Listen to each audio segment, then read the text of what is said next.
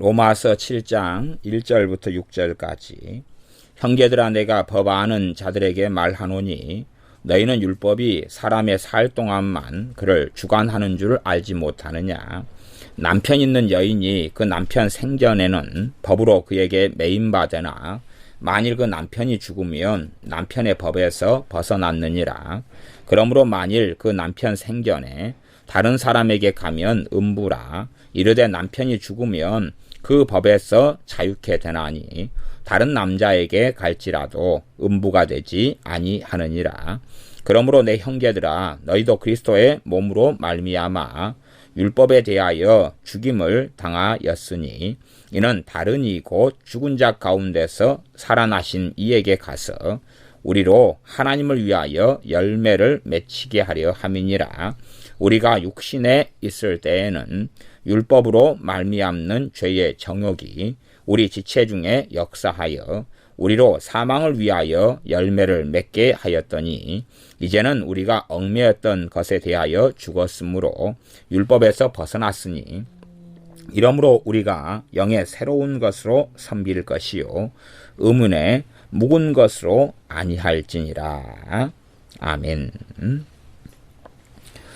로마서 7장 1절에는 형제들아 내가 법 아는 자들에게 말하노니 너희는 율법이 사람의 살 동안만 그를 주관하는 줄 알지 못하느냐. 여기서 이제 법은 성경에는 번역할 때 이 법은 헬라어로는 노모스입니다. 노모스라는 단어인데 이 단어는 법도 되고 율법도 되고 심지어 관습이나 관례도 되는 단어입니다. 그래서 여기서 똑같은 노모스가 7장 1절에는 앞에는 법이고 뒤에는 율법이 됐어요. 이래서 우리 개혁성경 같은 경우는 왔다리 갔다리 했습니다. 그리고 공동번역 같은 경우는 이 법을 법률로 했어요. 일반적인 법률로 했고 새번역 성경 같은 경우는 이거 율법으로 둘 다 해버렸어요. 그러니까 본문의 문맥상에는 지금 7장 2절에 보면 남편 있는 여인이 그 남편 생전에는 법으로 그에게 매임받으나 여기는 당연히 노모스죠. 그러니까 여기서 일반적으로 의미상으로 보면 둘 다 법률이 돼야지 맞는 것 같아요. 물론 율법이라고 해서 번역했을 때에 의미상의 전체 문맥상에는 큰 문제는 없습니다. 큰 문제는 없어요. 그런데 여기서는 지금 결혼이라는 것을 비유로 하여 가지고 죄에서 벗어나고 율법에서 벗어나고 하는 이야기를 비유적으로 설명하는 것입니다. 그래서 사람의 인간사의 결혼의 비유를 사도 바울이 사용하고 있습니다. 그 앞에도 보면 내가 너희 육신이 연약함으로 6장 19절에 내가 사람이 예대로 말한다 그러면서 계속 이어져 오는 이야기이기도 합니다. 인간사를 들어가지고 이야기하니까 일반 법률을 가지고 이야기한다 이렇게 이해하시면 큰 문제가 없겠습니다. 그래서 내가 형제들아 내가 법 아는 자들에게 말하노니 여러분이 법률을 알고 있기 때문에 법률을 아는 사람들에게 내가 말합니다. 법을 모르는 사람도 있을 수 있잖아요. 법률을 아는 사람들은 잘 더 알아들으실 수 있을 겁니다. 하는 방식입니다. 그래서 당신들은 법이 사람의 살아있을 동안만 그를 다스리는 줄을 알지 못하느냐. 모르십니까? 사람이 살아있는 동안만 법률이라는 것이 구속력을 가진다 그런 말이에요. 요즘식으로 하면 사람이 살아있는 동안만 구속력을 가지지 제가 음주운전을 가령 했다 그러면은 제가 딱 죽었어요. 그러면은 음주운전을 통해 벌금이 나왔는데 벌금 받으러 왔어요. 죽었는데 벌금을 어떻게 받아가냐 그 말이에요. 그런 이야기입니다. 그래서 우리가 다 아는 이야기입니다.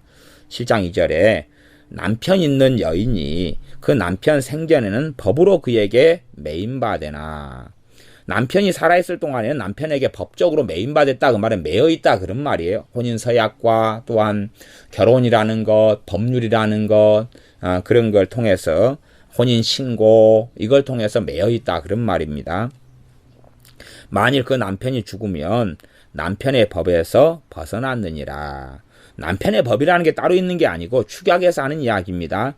그 남편에 대하여 법적으로 이렇게 이제 제약에서 벗어났다 그런 이야기입니다. 그래서 이런 부분들은 다른 번역 성경들을 읽을 때 되면 좀 더 이해하기가 쉬워집니다. 남편이 죽으면 법적으로 남편에게서 벗어났다. 그러므로 만일 그 남편 생전에 남편이 살아있을 동안에 다른 남자에게 가면 음부라 이르되 남편이 죽으면 그 법에서 자유케 되나니 다른 남자에게 갈지라도 음부가 되지 아니하느니라. 어떤 사람들 7장 3절을 가지고요, 이혼과 결혼에 대해서 정말로 엉뚱한 이야기를 하는 사람들이 좀 있습니다. 7장 3절은 지금 비유적으로 지금 쓰는 것이에요. 그래서 모든 것을 다 설명하고 이야기하는 부분이 아닙니다. 가장 기본적인 것을 가지고 이야기할 뿐이지 뭐 이혼을 하고 거기서 재혼을 하고 이런 문제 가지고 깔고 이야기하지 않습니다. 그렇기 때문에 7장 3절을 가지고 어떤 분들이 재혼한 부분에 대해서 다시 재혼한 사람들은 다시 이혼한 다음에 원 남편에게 돌아가야지만이 음부가 안 된다. 음행을 저지른 간음한 여자가 안 된다. 그런 식으로 말하는 목회자들이 있는 걸 제가 압니다만은 그것은 어리석고 잘못된 이야기입니다. 그래서 결혼에 대한 비유로 나와 있어서 이쪽 측면에서 말하자면 가장 기본적으로는 그런 것 아닙니까? 내가 지금 혼인서약과 혼인관계와 법적으로 이 남편의 아내로 되어 있어요. 그런 상태 속에서 내가 다른 남자랑 동거를 하고 살아요. 그러면 간음한 여인이 되는 것 아닙니까? 그 법이 구속을 해요, 안 해요? 하잖아요. 그러면 법으로 이야기할 때는 법으로 이혼을 했어요. 그러다가 재혼을 하면 법이 구속을 해요, 안 해요? 안 하잖아요. 그러니까 이런 자세한 상황들까지도 이야기하면서 비유를 들고 있는 게 아니에요. 기본적으로 그냥 이 남편이 살아있다 그 말은 다른 말로 하면 남편의 구속, 남편의 법적으로 남편에게 예속됐다기보다는 서로 부부로서 이렇게 혼인서약 속에서 합법적으로 부부 상태가 돼 있는데 남편이든 아내든 이게 남편이든 아내든 마찬가지예요. 거꾸로 아내가 있는데 법적으로 아내에게 구속돼 있잖아요. 아내에게 법적으로 한 몸이 되어져 있고 법률 속에서 지금 결혼 관계가 있다 그 말이에요. 근데 남편이 다른 여자하고 동거해요. 그럼 고발 대상이 된다 그 말이에요, 법적으로. 그런데 이혼을 해버렸어요. 그리고 남편이 이제 이혼해버리면 남편이 아니잖아요. 그죠? 남편이 아니고 남이잖아요. 남이 다른 여자하고 살든지 말든지 상관이 없잖아요. 그래서 여기는 남편이라는 이야기를 쓰는 것입니다. 사마리아 여인 같은 경우도 너 남편을 데려오라 그랬어요. 그러니까 여자가 남편이 없다 그랬잖아요. 동거남은 있는데 남편 없는 거예요. 그러니까 주님께서 너 남편 5이 있었는데 지금 있는 사람은 남편이 아니구나 그랬어요. 그러면 최소한은 그 6번째 남자하고는 법적인 구속력이 없다 그런 말이에요. 혼인서약이나 혼인관계나 그런 게 아니고 그냥 동거남일 뿐이고 그 앞에 남편들은 있었다 그러니까 남편들은 있어가지고 법적 구속력이 있다가 이제 정리했다 그 말이죠. 전에 남편들이지 지금 남편은 아니죠. 그러니까 지금은 어떤 남자하고 사마리아 여자가 동거 중인데도 불구하고 남편 없는 상태가 돼버린 거다 그 말이에요. 일반적으로 이제 동거 같은 경우도 법적으로는 장기 동거를 한 법적인 구속력을 가져요. 장기 동거. 뭐 하루를 동거했는데 법적인 구속력을 가지는 건 이상할 거 아니에요.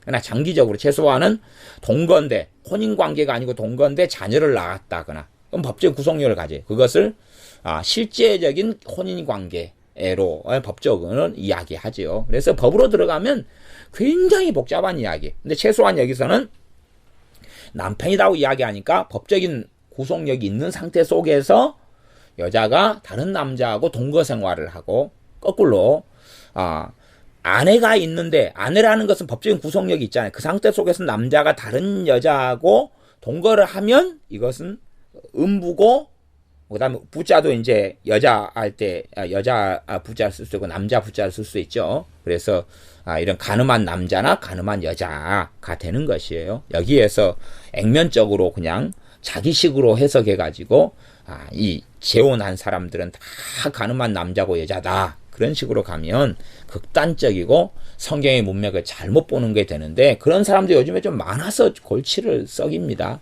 그런 사람들이 재혼한 사람들에 대해 죄책감과 정죄감을 많이 일으켜서 제대로 살지 못하게 하는 어리석은 사람들이 있습니다. 가장 기본적인 부분만 이야기하면서 뻔한 이야기 아닙니까? 상식적인 이야기 아니에요. 로마 시대 때 이혼이 없었겠어요? 재혼이 없었겠어요? 다 있었어요. 어느 시대라도 다 있었어요. 심지어는 율법에도 모세 오경의 율법에도 이혼에 대해서 나오는데 왜 이 발달한 로마 시대에 그런 게 없었겠느냐 그 말이에요. 근데 그런 구구절절한 것까지 이야기하지 않고 상식적으로 내가 아내 두고 남자가 다른 여자하고 바람 피우고 다니는 걸 이야기한다 그 말이에요. 여기서는 지금 바람 피우는 상황을 이야기해. 바람 피우는 상황. 그러니까 그 사람은 음부가 된다 그 말이에요. 가늠한 여자, 가늠한 남자가 된다는 이야기를 하는 것이 바람 피우는 이야기 하는 것이지 법적으로 이혼하고 재혼하는 이야기를 하고 있는 게 아니라는 이야기입니다. 이게 정말로 기본적으로 그래서 누구에게 이야기한다 그래요? 법률 아는 사람한테 이야기한다 그러는 것이에요. 법률 모르는 사람한테 이야기하는 게 아니고 그런 이해를 가져야지 7장 3절에서 그냥 교리를 만들어내버리고 이런 사람들이 있어요. 인터넷 뒤져보면 그런 설교들이 좀 많이 있습니다. 근데 그건 정말로 어리석은 것입니다. 지금 바람 피우는 상황을 이야기해요. 이혼한 다음에 재혼한 걸 이야기하는 게 아니고 남자든 여자든 기본적으로 이제 여자를 기본적으로 가르쳐 가지고 이야기하지만 바람 피우는 것을 이야기하는 것입니다. 7장 3절 하반절 이르되는 따라서 그런 말입니다. 따라서 남편이 죽으면 그 법에서 자유케 되나니 다른 남자에게 갈지라도 음부가 되지 아니하느니라. 그냥 기본적으로 남편이 있는데 법에서 해방되지 않은 상태에서 남편이 딱 죽어버리면 자동 해방이다 그 말이에요. 자동 해방. 남편이 죽어버리면 자동 해방이니까 누구하고 함께 사는 것은 바람 피우는 게 아니다 그런 말이에요. 그렇게 돼버리고 만다. 자동 해방이니까 남편이 뭐라고 뻘떡 무덤에서 일어나가지고 왜 그래? 그럴 수가 없다 그런 말이에요. 그런데 남편으로서 해지되지 않은 상태에서 남편의 아내의 언약과 계약이 해지되지 않은 상태 속에서 바람 피우는 것은 바람이고 해지된 상태에서는 바람이 될 수는 없는 거죠. 7장 4절 그러므로 내 형제들아 너희도 그리스도의 몸으로 말미암아 율법에 대하여 죽임을 당하였나니 여기서 이제 몸이란 이야기는 참 많이 나옵니다. 그 중에서 7장 4절은 그리스도의 몸 때문에 그랬다 그 말이에요. 그래서 우리가 주님의 피와 살을 의미하고 상징하고 하는 기념하는 성찬을 하지 않습니까? 그리스도의 몸으로 말미암아 우리 주 예수님의 육체로 인하여서 그 육체 때문에 우리가 깨끗하게 받고 그래서 헬라어로는 그 육체가 소마라 그럽니다. 소마. 그래서 헬라어 성경도 소마. 그리스도의 그리스도 소마 그러는데 그리스도의 소마 육체로서 우리가 율법에 대하여 죽임을 당하였다. 그렇기 때문에 율법이 우리에게 효력을 발할 수 있어요? 없어요? 없다. 그런 말이에요. 율법이 효력을 발할 수 없어요. 율법 전에도 하나님의 말씀들이 있어 왔고 하나님의 법은 있어 왔는데 율법을 주신 이후에는 사람들이 다 어디에 속해 있어요? 율법에 속해 있다는 이야기. 율법에 다 속하여서 죄 아래 있다라고 말씀하고 있습니다. 그리스도의 몸으로 말미암아 몸을 통해서 율법에 대하여 죽임을 당하였다. 우리가 율법에 대하여 죽임을 당한 사람들이 되었습니다. 율법에 대하여 죽었어요. 죽임을 당하였다. 율법에 대해서 죽어버렸다. 그 말이죠. 그렇기 때문에 율법이 우리에게 무엇을 요구할 수가 없어요. 율법이 우리에 대해서 너 나쁜 놈이야, 너 이렇게 했어라고 요구할 수 없는 사람이 되었다라고 이야기합니다. 이는 다른 이 곧 죽은 자 가운데서 살아나신 이에게 가서 우리로 하나님을 위하여 열매를 맺히게 하려 함이니라. 그러면 죽은 자 가운데 살아나신 이는 누굽니까? 예수님이시죠. 예수님에게 가서 그러니까 지금 로마에 있는 신자들은 예수님께 가야 돼요? 아니면 이미 갔어요? 이미 갔지요. 그렇기 때문에 번역상으로 이야기하면 우리가 예수님에게 가서란 말은 주로 속하였다 그런 의미입니다.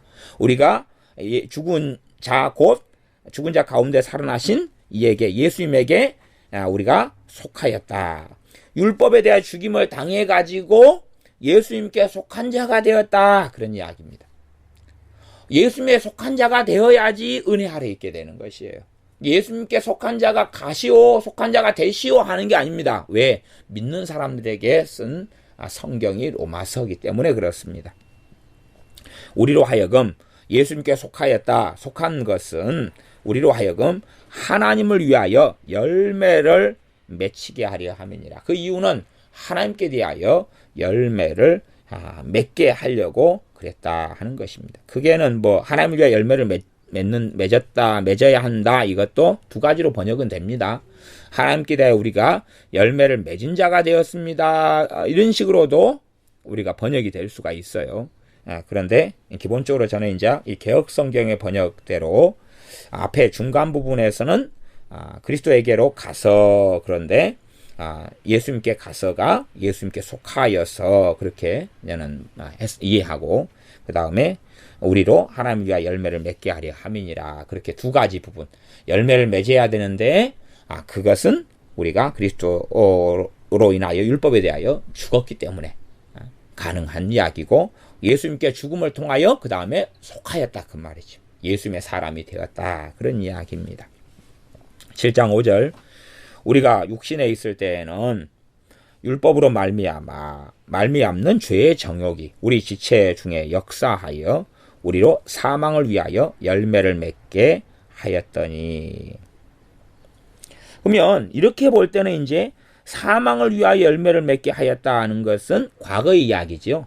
그래서 우리가 육신에 있을 때는 그 말이 이렇게 되기보다는 앞에 말씀으로 가서 지금 좀 번역이 우리가 이해하기가 약간 어렵게 되었는데, 그것은 우리가 그 앞에 말씀에서는 어떻게 이해하면 되냐 그러면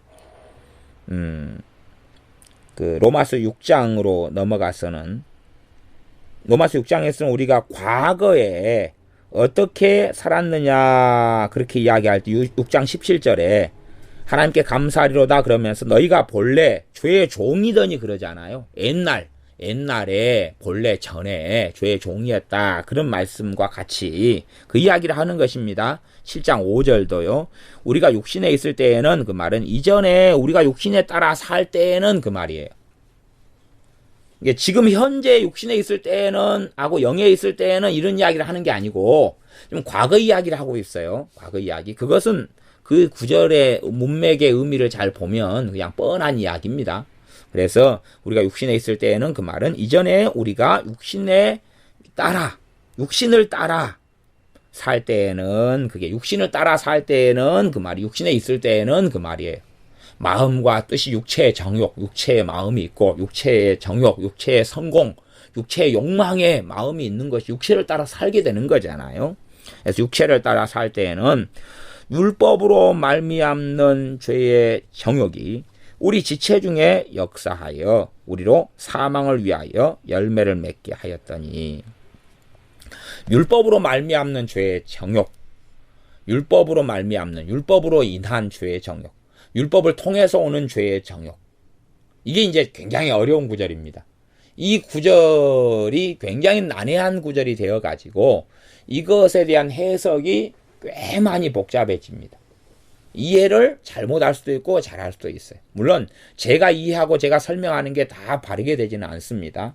저는 그 하나님 말씀을 기록하고 적은 사람 가운데 꽤 좋아하는 이런 말씀의 저자나 꽤 좋아하는 주의 종 중에 한 명이 누구냐 하면 스티븐 맥베이라는 주의 종을 저는 꽤 좋아합니다.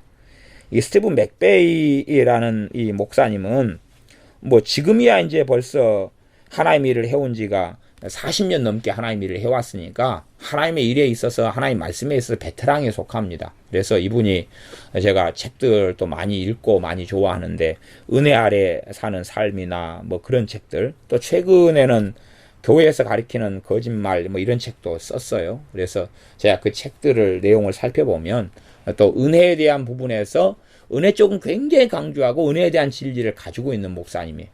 대신에 꽤 한쪽으로 치우치기가 쉽다 그런 것이 쉽다. 그래서 이 로마서 7장에 있는 율법으로 말미암는 죄의 정욕이라는 7장 5절 같은 경우도 이 스티븐 맥베이 목사님 같은 경우는 율법 때문에 죄가 우리 속에 역사한다 이런 식으로 이해를 하시거든요.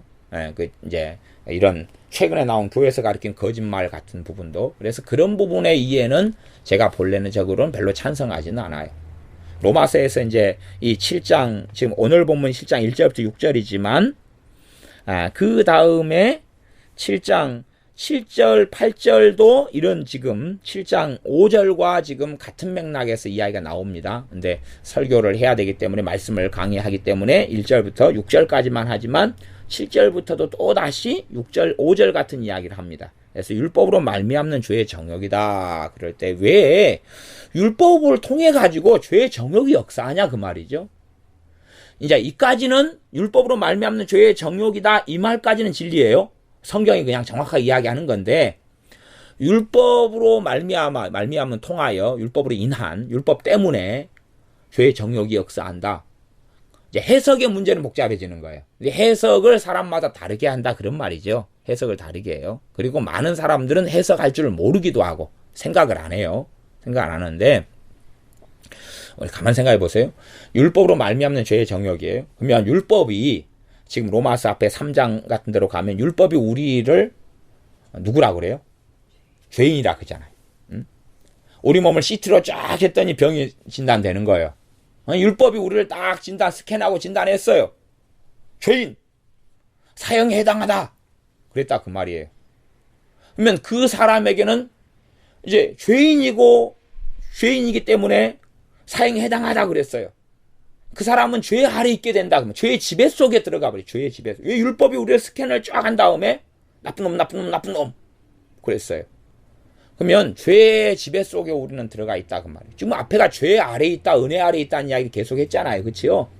너희가 전에는 죄 아래 있었다 그랬잖아요. 그러니까 율법이 스캔을 했는데 의인이 아니라 죄인이었다 그 말이에요. 죄 아래 있으니까 무엇이 우리를 지배해요? 죄의 정욕이 지배할 거 아니에요. 그렇기 때문에 율법은 지금 하나님의 눈이에요. 하나님의 뜻이고 하나님의 관점이고 하나님의 법이에요. 하나님의 법으로 우리를 스캔했더니 의롭지 않은 거예요. 깨끗하지 않은 거예요. 거룩하지 않은 거예요. 죄인이에요. 그러니 죄의 지배 아래 있다는 이야기를 율법으로 말미암는 죄의 정욕이다 그런 것이. 하나님의 법이 우리를 의인으로 보질 않는 거죠. 억만가지 죄들 이상이 발견되는 것이. 그러니 결국은 죄인으로 보니까 은혜 아래 있지 않으니까 기본적으로 우리가 알다시피 돈 안 주는 알바생, 마귀가, 귀신들이 끊임없이 역사하잖아요. 죄가 있으니 죄의 정욕을 부를 듯 일으키고 시험 속에, 문제 속에, 어리석음 속에, 탐욕 속에, 정욕 속에 끊임없이 부추기고 들어가고 우리 자신도 죄의 지배 속에 살고 있기 때문에 이 죄를 벗어나지 못하니까 계속 죄의 정욕 속에서 한다 그 말이에요. 율법이 있기 전에는 우리 자신을 너 죄인은 죄인이고 율법이 있기 전에도 노아 홍수를 통하여서 하나님 멸망을 받았어요. 노아와 7 식구 총 8명을 빼놓고는. 그러니까 죄가 있기 전에도 죄는 항상 죄였어요. 그런데 이제 하나님의 법을 준 다음에는 더 명백하게 되어버렸다는 이야기죠. 더 명확하게 죄인으로 드러나 버렸어요. 그런 다음에는 우리가 이제 뚜렷하게 우리 자신의 죄에 대하여 하나님의 법인 율법을 통하여 보고 알 수 있게 되었다는 이야기입니다. 그렇기 때문에 죄를 알게 된 다음에는 더 심각하게 죄를 지을 수밖에 없는 것이에요. 죄가 우리를 지배한단 말이죠. 가령 우리가 자녀가 3살짜리예요. 3살짜리가 슈퍼에 가서 자기가 먹고 싶은 거 돈 안 내고 가져올 수 있잖아요. 도둑질. 그러면 3살짜리가 도둑질을 해요. 도둑질인데 분명히 그 도둑질이에요. 도둑질이 아닌 게 아닙니다. 도둑질인데 3살짜리가 물건을 가져오는 것을 통하여 3살짜리는 많이 악해집니까? 아니면 조금만 악해집니까? 조금만 악해져요. 그러면 20살짜리가 슈퍼에 가서 물건을 가져와요. 똑같은 일을 합니다. 그러면 20살짜리는 많이 악해집니까? 조금만 악해집니까? 많이 악해지죠. 20살짜리는 이제 법을 알고 그게 도둑질이야 그걸 알고 3살짜리는 몰라요. 알아도 어렴풋이 알아요. 어렴풋이. 빨리 가르쳐 놨으면 빨리 좀 알고 그것도 빨리 알아도 어렴풋이 남의 물건을 가지고 온다는 것. 이건 네 거 아니다는 것. 집에서는 다 자기 거였잖아요. 장난감이 다 자기 거여서 마음대로 했어요. 밖에 가서도 원하는 걸 엄마 아빠가 막 사줬어요. 그러니까 돈이라는 게 지불된다는 것을 이해하지 못하고 그냥 집으면 된다라고 생각하는 거죠. 제가 지금도 우리 5살, 6살, 7살 되는 우리 교회 애들하고 그런 장난을 지금도 많이 치잖아요. 이번도 지난주에도 그랬는데 1,000원을 준 다음에 500원으로 바꿨잖아요. 동전 5개가 애들한테 훨씬 큰 돈이니까. 또 엊그저께도 주일날 500원짜리를 제가 100원짜리를 2-3개 주고 500원짜리를 바꿨어요. 걔 입장에서는 500원짜리 동전 하나보다 100원짜리 2-3개가 더 양이 많기 때문에 6살짜리도 쉽게 다 넘어갔지요.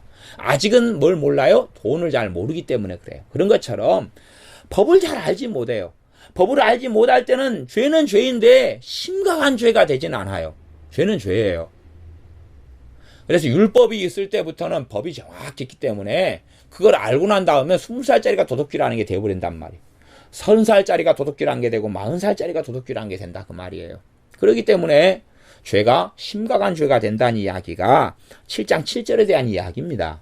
미리 이제 7장 7절을 다루고 다음에 말씀을 전할 때도 이제 7장 7절, 8절, 5절을 근거해서 계속 다룰 수밖에 없습니다. 그 흐름 속에서 지금 율법에 대한 문제, 죄에 대한 문제, 죄 아래 있는 문제를 계속하여 이야기하는 중에 있기 때문에 그렇습니다. 은혜 아래 있다, 죄 아래 있다는 것을 계속하여 6장부터 이야기하고 있어 오고 있습니다. 7장 7절을 미리 읽으면 그런즉 우리가 무슨 말하리요? 율법이 죄냐? 그럴 수 없느니라. 앞에는 지금 율법으로 말미암아 죄의 정욕이 역사한다 그랬잖아요. 율법 없으면 죄의 정욕이 역사하지 않겠네? 그런 게 아니죠. 율법이 없어도 죄의 정욕은 역사하는데 아직 심각한 상황까지는 안 간다는 이야기예요. 심각한 상황까지는 안 가요.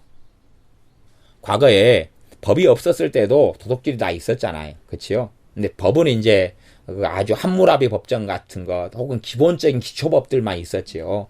그러니까 기본적으로 그냥 힘센 놈이 장땡이었죠. 막 빼틀고 도둑질하고 강도질하고 그럴 수 있었다 그런 말이에요. 그러나 죄는 그대로 죄인데 그러나 법이 없으니까 강도질하고 못된 짓을 해도 기본적으로 양심의 제재만 받지요.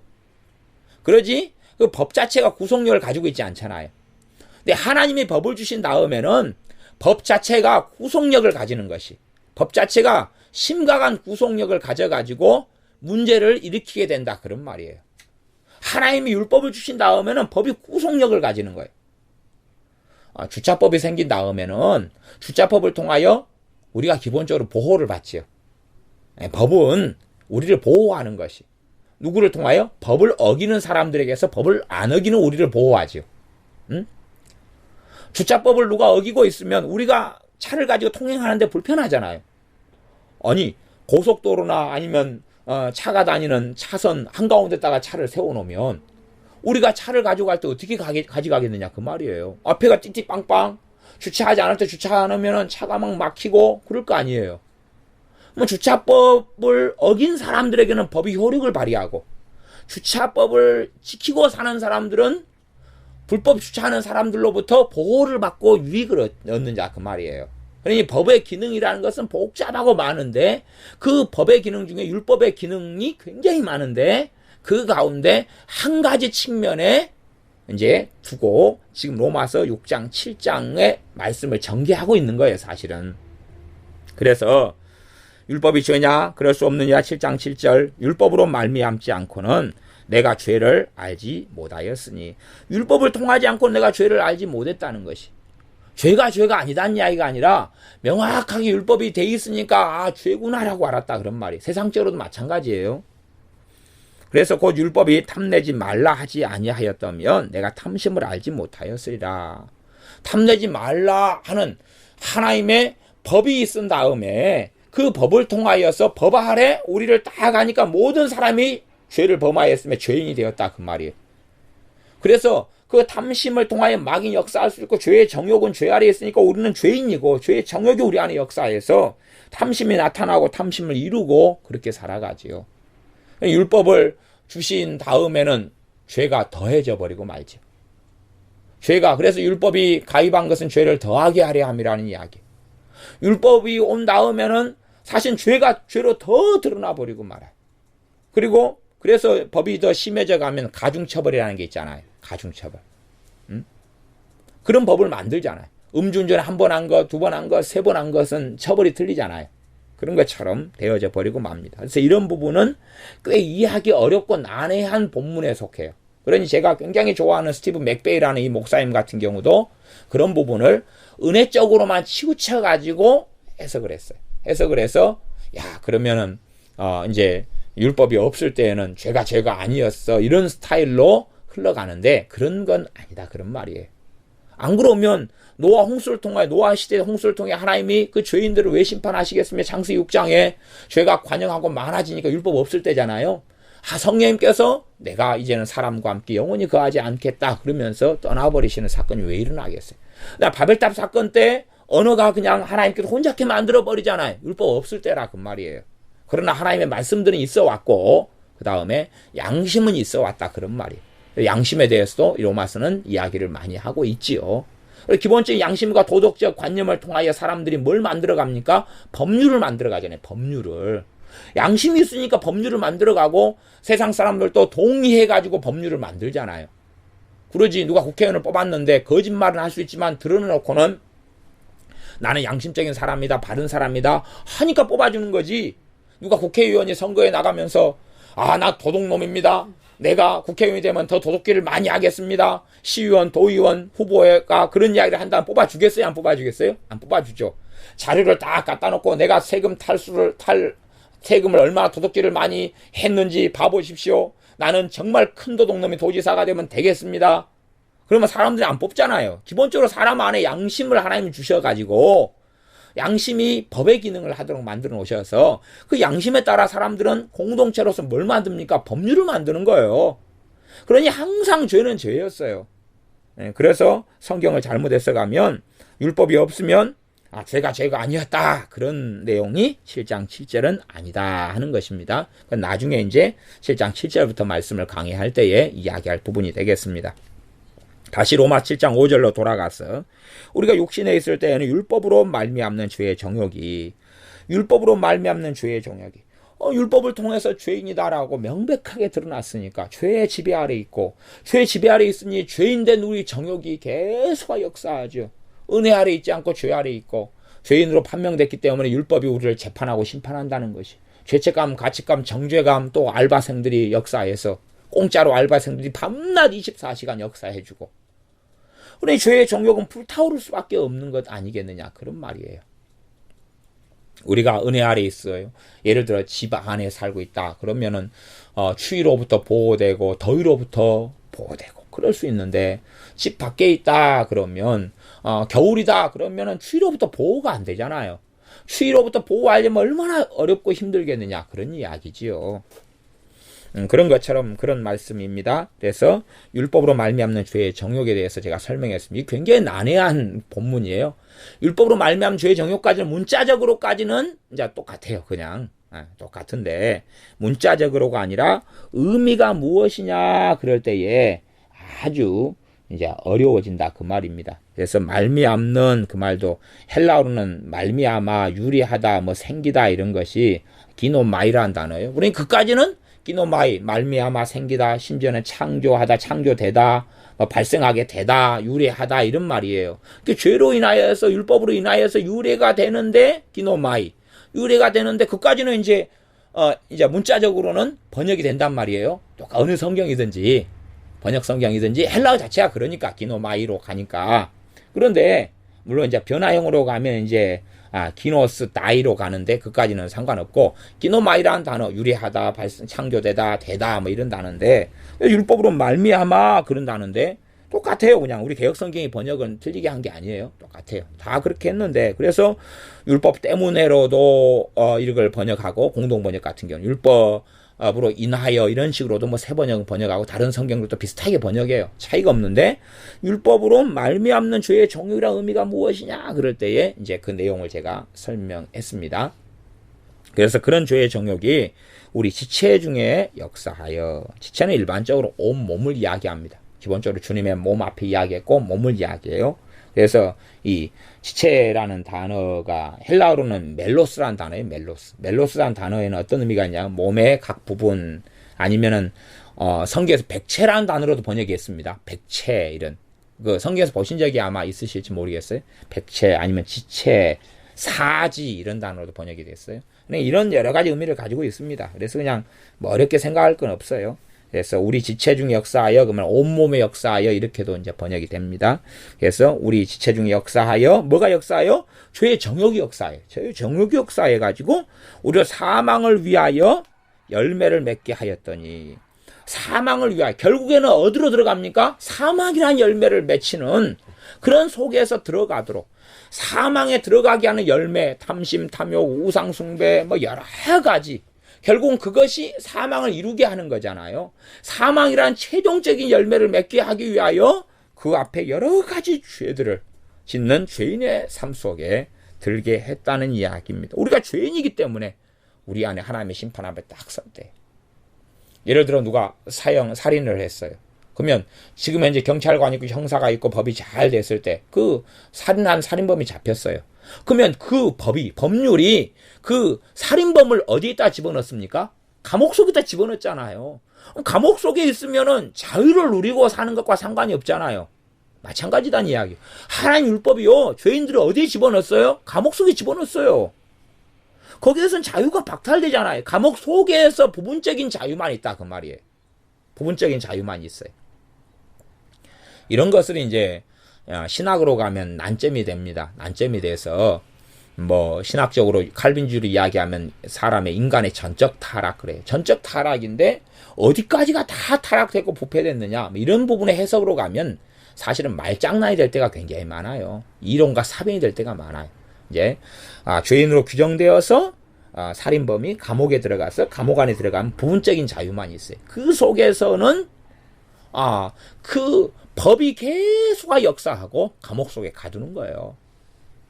마찬가지로 죄의 정욕 무엇을 통해서 율법이라는 하나님의 법을 통하여 죄인으로 되어졌기 때문에 우리 지체 중에서 죄의 정욕이 끊임없이 역사하고 그를 통하여서 사망이라는 최종적인 열매를 얻는 데 있어서 우리가 그 열매를 맺는 삶으로 나아간다는 이야기입니다. 마지막에는 여러 죄들의 열매를 맺고 살아가다가 사망이라는 열매를 맺게 될 수밖에 없습니다.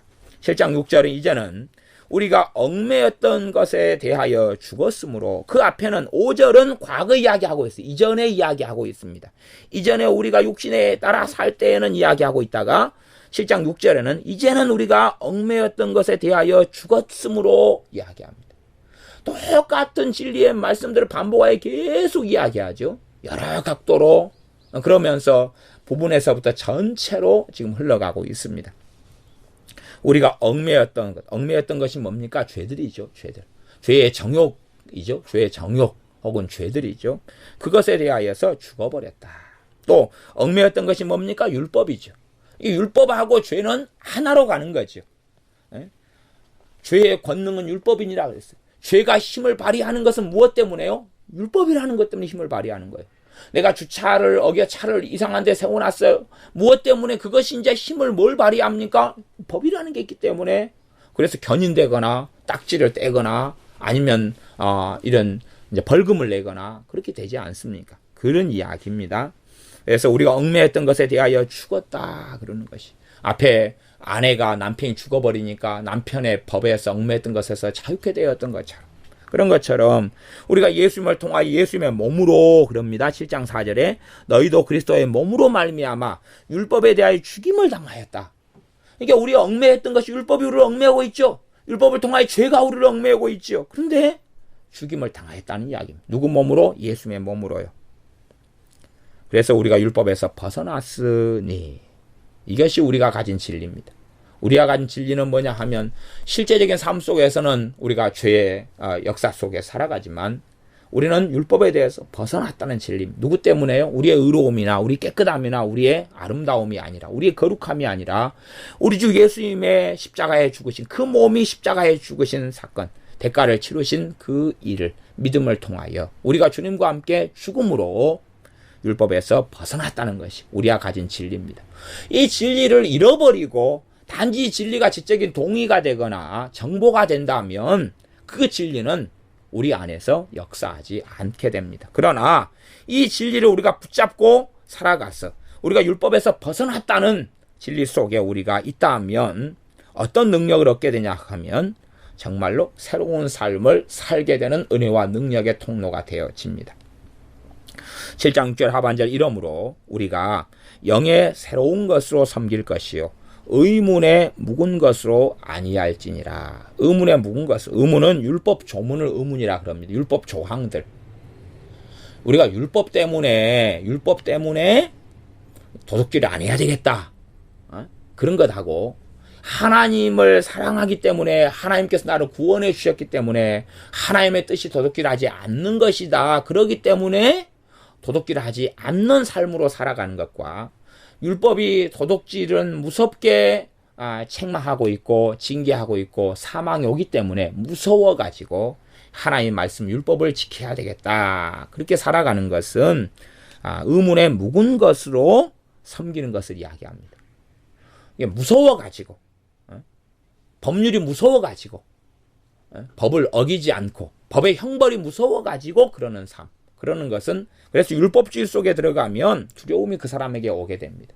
율법주의 속에 들어가면 의문의 묵은 것으로, 말하자면 성경의 모든 것이 윤리적으로 도덕적으로 율법으로 변해가기 시작합니다.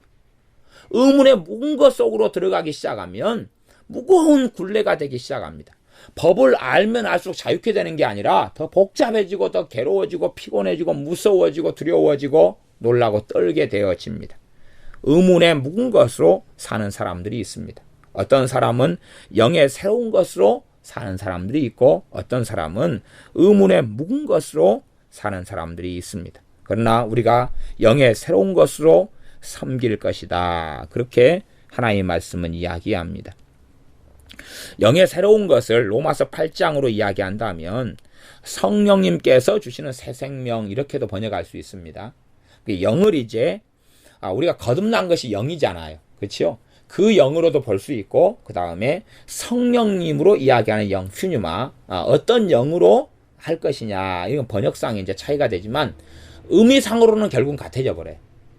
번역상에는 성령님으로 할 수도 있고, 우리의 거듭난, 성령을 통하여 거듭난, 그래서 물과 성령님으로 거듭나지 아니하면 그랬잖아요. 그래서 우리의 영으로 해도 뭐 의미상으로는 같아져 버려요, 마지막 결론에 있어서는요. 그래서 영의 새로운 것으로 섬겨라, 그 말은 성령님이 주는 새 생명과 거듭난 사람, 새 사람으로, 영의 새로운 걸 다른 말로 하면 새 사람입니다.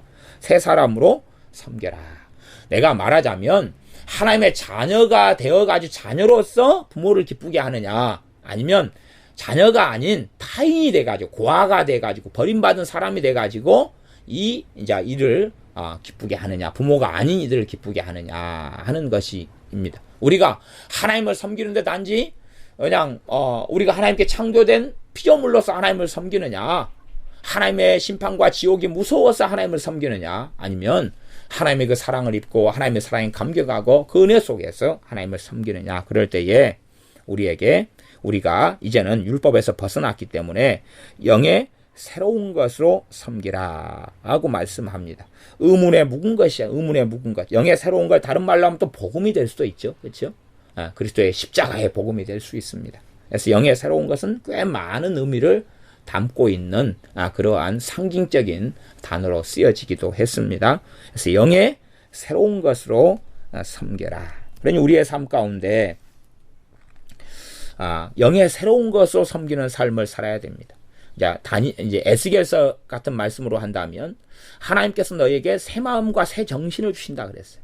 너희의 마음의 육의 신비 속에 성령님을 통하여 새 마음, 새 정신을 주신다 그랬어요. 그렇게 되어서 거듭난 우리 자신, 새로운 마음, 이제 새 번역은 7장 7절 하반 6절 7장 6절 하반절을 성령님이 주시는 새 정신으로 하나님을 섬겨라, 이런 식으로 번역했습니다. 그래서 성령님으로 할 수도 있는데, 성령님이 우리에게 주시는 새로운 정신, 새로운 마음, 그 마음으로 하나님을 섬기는 것이지 노예가 되고 종이 되고 두려움 속에 있고 억울함 속에 있고 짓눌림 속에 있어서 의문에 묵은 것, 율법 조문, 조항들에 따라서 이렇게 하면 큰일 나지 해서 하나님을 섬기는 것이 아니다, 그 말입니다. 주로 이렇게 하면 엄마한테 혼나, 그러면 안 되지, 그래서 하는 것은 육체는 따라가려 해도 마음이 따라가지를 않는다, 그런 말이에요. 그러나 마음 안에서 부모를 사랑하는 사람은 행동 속에서 이제는 더 쉽게 어떤 바른 것, 부모가 때로는 요구하고 올바른 길을 걷는 이런 삶을 더 쉽게 걸어갈 수 있다 하는 것입니다. 우리의 삶 속에서 우리가 우리 주 예수님의 몸을 통하여서 우리가 죽임을 당하였고, 율법이 우리에게 힘을 발휘하지 못하였고, 죄의 정욕이 우리에게 힘을 발휘하지 못하는 자리 속에, 은혜 속에 우리가 들어가 있기 때문에 그 은혜를 누리는 삶을 살아야 되고, 우리가 율법에 대하여 벗어난 사람이 되었다는 진리를 반드시 붙잡아야 됩니다. 그럴 때에 우리가 주님을 찬양하게 되고 감사하게 되어지고, 율법에서 벗어나는 죄의 역사가, 죄의 정욕의 역사가 우리를 지배하지 않는 삶의 능력의 원천을 가지고 죄를 벗어나는 삶 속에 주님을 닮아가고 성화되는 삶 속에 걸어갈 수 있습니다. 기도하겠습니다. 아버지 하나님, 우리로 하여금 그리스도의 몸으로 통하여 율법에 대하여 죽임을 당하게 하셨사오매 감사를 드립니다. 그러므로 예수님 안에 속한 자가 되어져서 하나님을 위하여 열매 맺는 삶이 가능하게 하신 것을 감사를 드립니다. 또한 우리 주 예수님을 믿는 믿음을 통하여 성령 하나님이 임하여 주신 것을 감사를 드립니다. 그러므로 우리가 율법에 대하여 벗어났고 성령님께서 우리 안에 임하셔서 성령님을 따라서 성령님의 도우심과 이끄심과 진리의 길로 인도하심을 따라서 우리가 하나님을 기쁘시게 하는, 하나님을 위하여 열매 맺는 삶이 가능하게 하셨사오매 율법 조문과 조항 속에 얽매여서 율법 아래 살아가는 사람이 아니라 은혜 아래 성령의 역사 속에 주님께 속하여서 주님의 사랑을 받고 도움을 받고 인도하심을 받아 사는 사람이 되었사오매 이제는 우리에게 주신 것들을 누림을 통하여 하나님을 영화롭게 하는 우리가, 진리의 길을 걷는 우리가, 주님을 닮아가는 우리가, 거룩해 되는 우리가 되게 하여 주시옵소서. 예수님의 이름으로 기도하옵나이다. 아멘.